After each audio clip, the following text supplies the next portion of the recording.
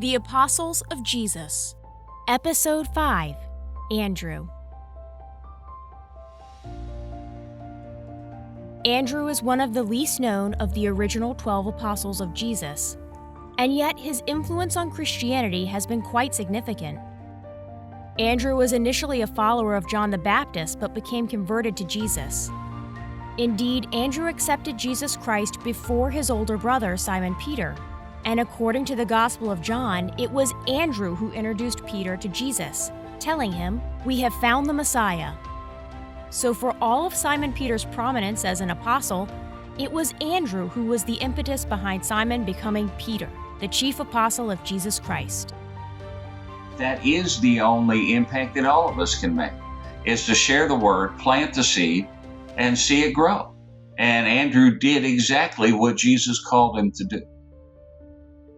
Another way in which Andrew is important to the church has to do with the Christian doctrine of apostolic succession. Whereas Roman Catholics trace their apostolic authority through Peter, whom they believe to have been the first pope, the head of the 300 million member Eastern Orthodox tradition is the ecumenical patriarch of Constantinople. Because Andrew is believed to have established a bishopric in Constantinople in AD 38, the line of Eastern Orthodox ecumenical patriarchs traces their authority back to the Apostle Andrew, rather than to Peter. Tradition suggests that Andrew was a miracle worker. Not only did he provoke the miracle of his brother Peter's conversion to Christ, but he also provoked other miracles.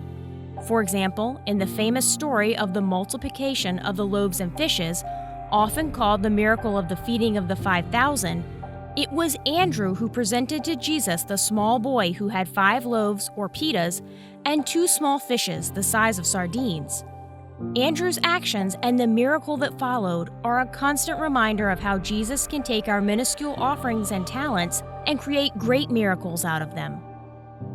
In Eastern Orthodox tradition, Andrew is known as the first called. This title is associated both with the fact that he may have been the very first apostle called by Jesus, and because he may have been the first missionary called. The Gospel of John speaks of Andrew bringing a group of Greeks to Jesus so they could learn from him and about him. There are also extra-canonical legends from quite early in Christian history claiming that Andrew did missionary work in Cyprus, the Ukraine, Georgia, Malta, Romania, Scotland, and even Spain. According to early Christian tradition, Andrew had the gift of healing. Andrew had somebody there that came to him that was demon-possessed, a demon of lust, and it was horrible. And then he went to the family and found that there was 2 other family members. They were just very evil, very demon-possessed with evil spirits. They had been, because of what they had been worshiping of false gods and what have you. Anyway, they were demon-possessed. So Andrew cast these demons out without thinking about it and just lets them go. Well, then he gets the word 2 days later that these demons entered into a young boy at the next village, and the boy jumped off a wall and was killed. And Andrew was devastated that he didn't think that through. One account tells of 40 men sailing off the western coast of Greece. A massive storm arose, sinking the ship and drowning all on board. As each of their bodies washed up on the beach of Patras, Andrew laid his hands on them, one by one, and raised each from the dead. According to the tradition, a crowd of more than 2,000 witnessed the miracle.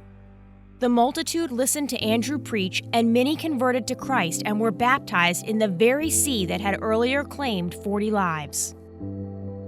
In AD 60, Andrew was martyred in Patras, Greece, crucified on a cross in the shape of an X.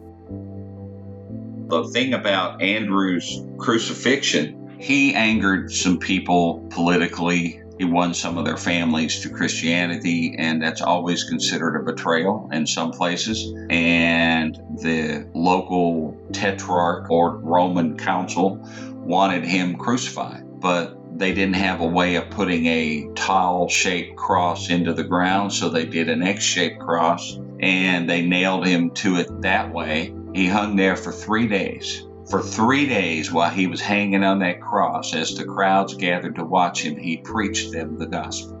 So many people were converted that they rushed this guy and demanded that he take him down, or they were pretty much overtly threatening to put him to his own cross.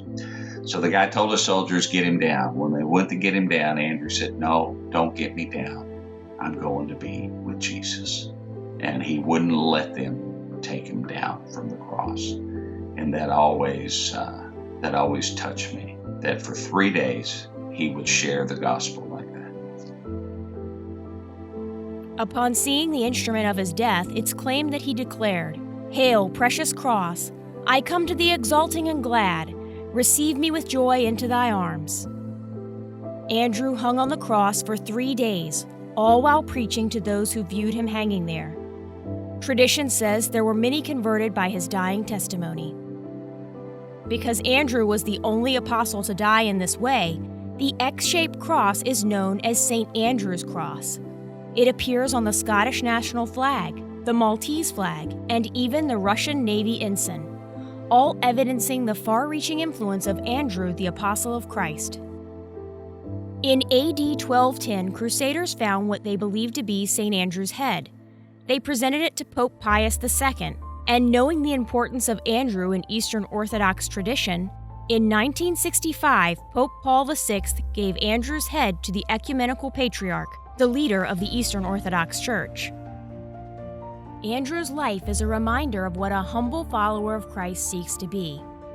Though he accepted Jesus well before Peter or any of the other apostles, Andrew was okay when others received notoriety and he did not. He was comfortable serving in the shadows. For Andrew, what was important was sharing with others what had made his life happy and meaningful, helping others to find that eternal joy as well. There was no jockeying for position or power, just honest and open testifying of the most important truth ever available to humankind. Andrew's approach is an invitation to us all.